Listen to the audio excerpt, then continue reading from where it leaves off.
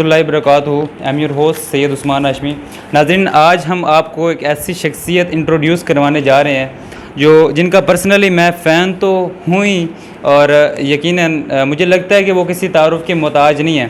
ان کے بارے میں اگر میں مزید آپ کو بتا دوں تو انہوں نے بیسیکلی جو اپنی گریجویشن تھی, بیسیکلی میٹرک جو ہے انہوں نے اپنے آبائی گاؤں سے کی, اور graduation government degree college Jhang سے کی. اس کے علاوہ انہوں نے مزید سٹرگل کی اور ماسٹر جو ہے پنجاب یونیورسٹی لاہور سے انہوں نے ماسٹر کیا IER ڈپارٹمنٹ سے, اور شعبہ ایجوکیشن میں. اس کے علاوہ مزید انہوں نے پولیٹیکل سائنس میں بھی ماسٹر کیا.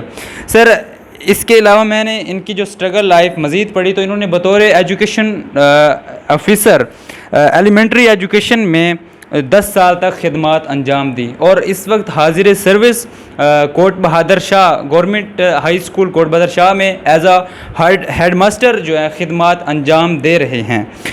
تو ان کی جو خاص بات یہ ہے کہ جو ہمارا مطلب جو جھنگ کے اندر پوری ڈسٹرکٹ کے اندر جو گورنمنٹ ہائی اسکول کوٹ بہادر شاہ ہے جہاں پر یہ ایز اے ہیڈ ماسٹر ہیں, تو ان کے اسکول نے پہلی پوزیشن پوری ڈسٹرکٹ کے اندر حاصل کی اور وزیر اعلیٰ ایوارڈ حاصل کیا. یہ واحد سکول ہے جس نے وزیر اعلیٰ ایوارڈ حاصل کیا. تو سر مزید ان کا اگر میں نام بتاؤں تو قمر مصطفیٰ بتلہ صاحب. سر, میں آپ سے پہلے یہ پوچھنا چاہتا ہوں کہ آپ نے ماشاءاللہ بہت زیادہ اپنی لائف میں سٹرگل کی ہے اور آگے بھی کرتے جا رہے ہیں. سر, آپ نے جس وقت تعلیمی دنیا میں قدم رکھا تو اس وقت تو اتنی سہولیات نہیں تھیں, اس وقت آپ کے پاس فیسلٹیز نہیں تھی, تو وہ کیا آپ نے کس طرح وہ سب چیزوں کو مینیج کیا؟ بسم اللہ الرحمن الرحیم. Very nice Syed Usman. I highly appreciate you for this step, bold step. محنت کے ساتھ ایجوکیشنسٹس کے آپ کا ملنا, ان کا تعارف کرانا, ان کا لیکچر لینا, ان کو ڈیلیور کرنا, میں آپ کو بہت آپ کی میں تعریف کرتا ہوں. شکریہ سر. ابتدائی ایجوکیشن میری 70 سے 80 کا جو عشرہ ہے وہ پنجاب کے اندر ایجوکیشن کی فیسلٹیز بہت کم تھیں, لیکن اللہ کا شکر ہے جو گورنمنٹ ہائی اسکول نیکوکارہ ہے جو ان دنوں مڈل اسکول ہوا کرتا تھا, یہ تعلیم اور علم کا ایک علی گڑھ تھا. ایک سے ایک بڑھ کر استاد تھا. اساتذہ کا آپس میں پڑھانے کا کمپٹیشن ہوا کرتا تھا, طلباء کا آپس میں پڑھنے کا کمپٹیشن ہوتا تھا. جو وسائل کی کمی جس نے مینیج کی, جس سے وسائل کی کمی مینیج ہو گئی, بے لوث بڑے محنتی اور بڑے علم کی چیریٹی کرنے والے اساتذہ تھے ادھر کے, ایک سے ایک بڑھ کر, جس کی وجہ سے وسائل کی کمی اور جو مسائل تھے ایجوکیشن میں ان پر اس وقت کے تمام طالب علم اور اساتذہ غالب آ گئے. ہم نے بہت گین کیا اساتذہ سے, اور جو بھی مشکلات تھیں وہ راستے میں رہ گئیں اور ہم آگے بڑھ گئے. ماشاءاللہ سر, بہت خوب.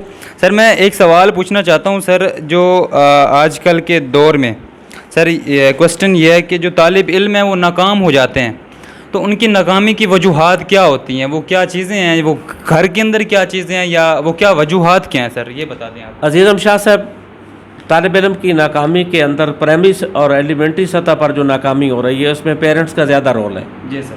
پیرنٹس اپنی جو ان کی اٹینشن ہے جی سر, وہ سکول میں داخل کروانے پر, بچہ سکول سے واپس آ رہا ہے, اس کو ٹیچر چاہیے, ٹیوٹر چاہیے, اس کو گائیڈ کرنے کے لیے جو وسائل چاہیے وہ ادارہ بھی دینے میں ناکام رہا ہے. جی سر. پیرنٹس بھی ناکام ہے, بالکل. اور ایک کثیر تعداد بچوں کی وہ ناکام ہو رہی ہے پرائمری اور ایلیمنٹری سطح تک ایجوکیشن میں.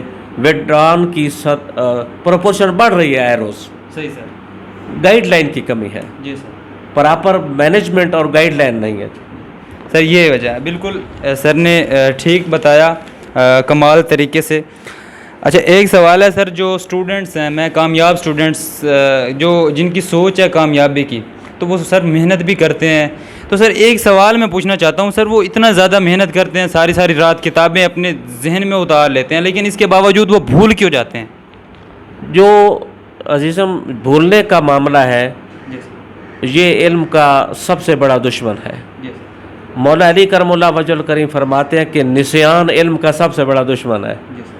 جب نسیان ہوتا ہے، عملی لائف میں جو پڑھا ہے وہ اپلائی نہیں ہو رہا، دونوں چیزیں، اپلیکیشن کا نہ ہونا، وسائل سیکنڈ ٹائم ایجوکیشن کے ساتھ پیرنٹس کا منصوبہ بندی نہ کرنا، اس وجہ سے نسیان زیادہ ہو رہا ہے، بھولا جا رہا ہے۔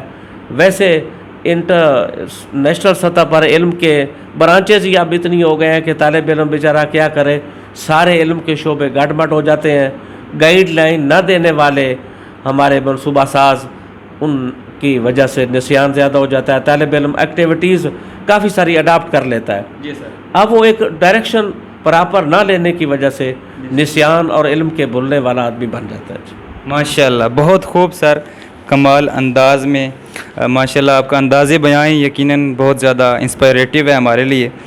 اچھا سر، جو سوال ہے، ایک جو اچھا طالب علم ہوتا ہے اس کی خصوصیات کیا ہونی چاہیے؟ کون سی چیزیں ہیں جو ان کو اڈاپٹ کر کے وہ سر ایک اچھا طالب علم بن سکتا ہے؟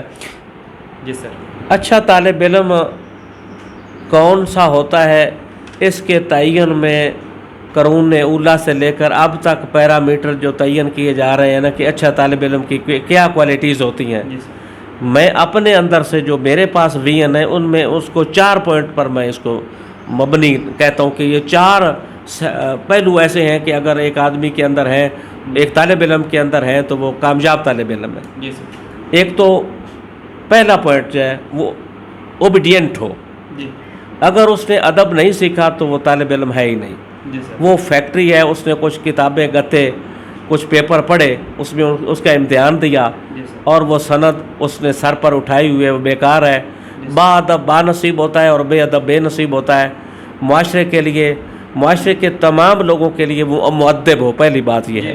صحیح سر، دوسری بات ہے طالب علم اچھا ہے وہ پنکچوئل ہوتا ہے، جی سر، اپنا اوقات کا مینیجر ہوتا ہے، جی سر، 24 گھنٹے کے اوقات کی مینجمنٹ کرتا ہے، بالکل سر، اور وہ اپنے پابندی کے ساتھ اپنے طے شدہ پیرامیٹرز کو پھر وہ چلاتا ہے اور یا اپنے آپ کو ان کے مطابق رکھتا ہے۔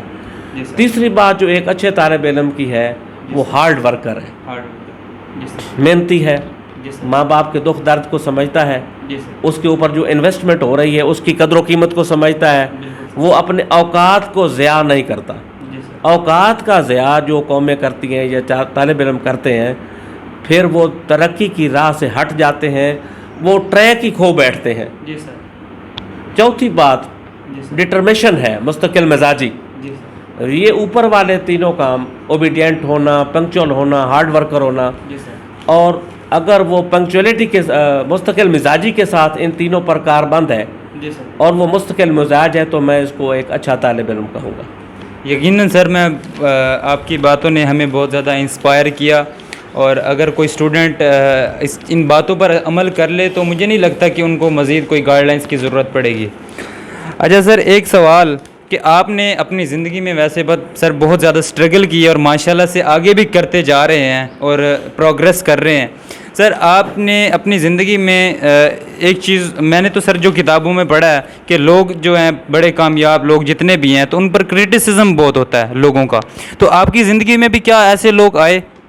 میں شاہ صاحب کرٹیسزم کو ڈاکٹر اقبال رحمہ اللہ کے شعر کے ساتھ اپنے اوپر، میں اس کو ڈاکٹر علامہ اقبال کے شعر کے مطابق اس کو سمجھتا ہوں کہ یہ تو چلتی ہے تجھے اونچا اڑانے کے لیے، جی سر، یہ اڑان کو، پرواز کو اور فلائٹ کو ابھارتی ہے۔ جی سر، مولا علی کرم اللہ وجہ کریم فرماتے ہیں کہ جس کا دشمن کوئی نہ ہو یا کرٹیسائز کرنے والا کوئی نہ ہو، اصل میں وہ بندہ خود منافق ہوتا ہے۔ جی سر، کرٹیسزم کو اچھا لینا، پازیٹیو لینا، جی سر، عقل مند دشمن بے وقوف دوست سے اچھا ہوتا ہے۔ صحیح بات، معاشرے میں، سوسائٹی میں، ادارے میں، انسٹیٹیوشنز میں جو کرٹیسزم لوگ آپ کے اوپر کرتے ہیں، ایکچولی آپ کو وہ گائیڈ لائن دے رہے ہوتے ہیں، جی سر، اس سے ہم مستفید ہو سکتے ہیں۔ میں تو کرٹیسزم کو اچھا لیتا ہوں، جی، جو سمجھنا ہے یا جو کسی سے گین کرنا ہے وہ کرٹیسزم جب ہو رہی ہوتی ہے تو اس سے گین کر لیتا ہوں، جی سر، اور فضول کرٹیسزم جو ہوتی ہے جی سر، اس کو ایک کان سے سن کر دوسرے سے نکال دیتے ہیں۔ اس سے بھی اپنی پرواز کو میں نہیں روکتا، جی سر، میرا کام ہے کام کرنا۔ ماشاءاللہ سر نے یہ خاص پوائنٹ بولا ہے۔ اب یہ جو سر نے بات کی ہے نا، جو کرٹیسزم ہے، لوگ کرٹیسزم کرتے ہیں تو وہ سر کے لیے اچھا سمجھتے ہیں سر اس چیز کو، کیونکہ یہ تو چلتی ہے اونچا اڑانے کے لیے۔ یقیناً ہم تو جو ہمارے جیسے جو اسٹوڈنٹس ہوتے ہیں جو موسٹلی جو زیادہ تر ہیں وہ یہی سمجھتے ہیں کہ کوئی تنقید کر رہا ہے تو وہ ہماری رکاوٹ پیدا کر رہا ہے، لیکن حقیقت میں وہ ہمیں سپورٹ کر رہا ہوتا ہے۔ اگر یہ ہمارا مائنڈ سیٹ ہوتا ہے، ہم اس کو کس طرح سے لیں۔ اچھا سر، ایک سوال ہے کہ سر جو سوشل میڈیا آج کل کا، یہ اسٹوڈنٹس اور بچوں کے لیے کس قدر نقصان دہ یا فائدہ مند ہے؟ سوشل میڈیا کا طالب علم کے لیے پازیٹیو پوائنٹس بھی ہیں اور نیگیٹو پوائنٹس بھی ہیں۔ اب میں اس کو دو حصوں میں ڈیوائڈ کرتا ہوں، primary education, elementary education, even then matric تک۔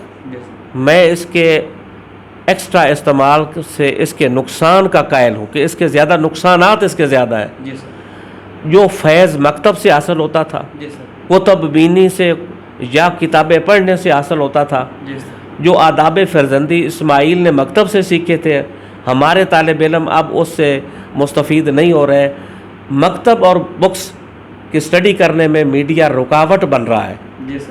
جب اوپر جا کر ہائر ایجوکیشن میں، یونیورسٹی میں، اوپر لیول کی جو ایجوکیشن میں اس کا سیل کا، موبائل فون کا، میڈیا کا پازیٹیو رول زیادہ ہے۔ تو میں اپنے لحاظ سے اس کے استعمال کو ان دو حصوں میں تقسیم کرتا ہوں اور دونوں کے بارے میں اپنی یہ الگ رائے رکھتا ہوں جو آپ کو میں نے بتائی۔ سر، آپ یہ آج کل کی ینگ جنریشن ہے، آپ ان کے لیے سر کیا پیغام دینا چاہیں گے؟ کوئی خاص بات کہ جو ان کو اگر وہ اڈاپٹ کر لیں تو وہ ان کو تبدیل کر سکتی ہے یا پوری قوم کو ایک اصل میں اپنے آپ کو بحیثیت قوم ہم آگے تب لے جا سکیں گے جب ہمارے اندر اپنی ایگو، اپنی خودی پروان چڑھے گی، اور وہ خودی پروان چڑھتی ہے عمل پہ ہم سے۔ عمل پہ ہم یہ ہے کہ جس کا قائد اعظم رحمۃ اللہ علیہ نے ترجمہ کیا ہے، کام اور بس کام۔ انہی خیالات کے ساتھ اللہ حافظ، اللہ آپ کو خوش رکھے۔ ماشاء اللہ، اتنا انداز بیاں بہت خوبصورت تھا۔ یہ تو میرے لیے فخر کی بات ہے کہ ہمارے ساتھ سر قمر مصطفیٰ بودلہ صاحب ایسوسیٹ رہے، اور میں بہت زیادہ مشکور ہوں سر آپ نے اپنا قیمتی وقت ایکسٹریکٹ کیا اور ہمیں آپ نے وقت دیا، اور یقیناً میں بہت زیادہ آپ کا مشکور ہوں۔